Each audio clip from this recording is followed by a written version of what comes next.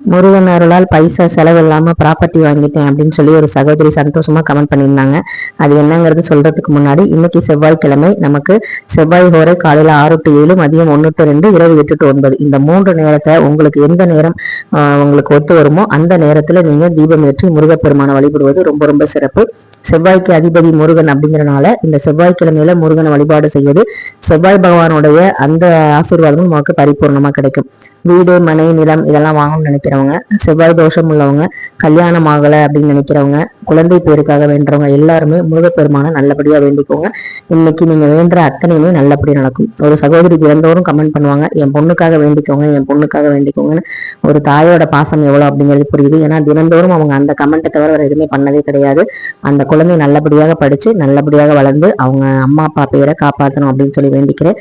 இன்னைக்கு என்னுடைய வேண்டுதலையும் நான் வச்சுட்டேன்.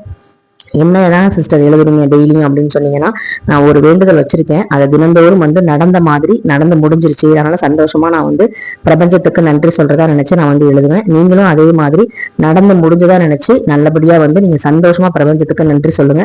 நன்றி சொல்ல சொல்ல பிரபஞ்சம் உங்களுக்கு நல்லதே செய்யும். இதுக்கு நேற்று ஒரு உதாரணம் சொல்லியிருந்தேன். நான் 2 நாள் தான் பிரம்ம முகூர்த்த பூஜையில நன்றி சொன்னேன் பிரபஞ்சத்துக்கு. எனக்கு 2 வருஷமா நடக்காத ஒரு விஷயம் நடந்துச்சு 2 நாள்ல அப்படின்னு சொன்னாங்க. அதே மாதிரி 7 மாசமா கிடைக்காத நகை கிடைச்சதுன்னு ஒரு சகோதரி சொன்னாங்க. அதே மாதிரி இந்த அமைதியான பிரம்ம முகூர்த்த நேரத்துல இந்த ஒரு தகவலை உங்களுக்கு நான் சொல்றேன்.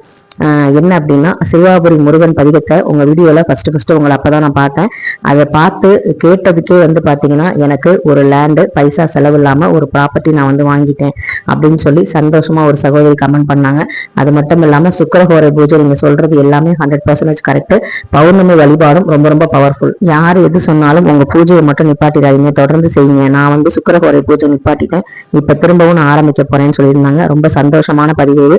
இந்த சிவாபுரி முருகன் பதிகத்தை நானும் வெறும் காதால கேட்டு வாயால படிச்சனால மட்டும்தான் கிடைச்சது. நான் அந்த கோவிலுக்கு போய் விளக்கு போடல, முருகனுக்கு அபிஷேகம் பண்ணல, அலங்காரம் பண்ணல. ஆனா முருகனுடைய அருள் இருந்தா கண்டிப்பா கிடைக்கும். நம்பிக்கையோட செய்யுங்க.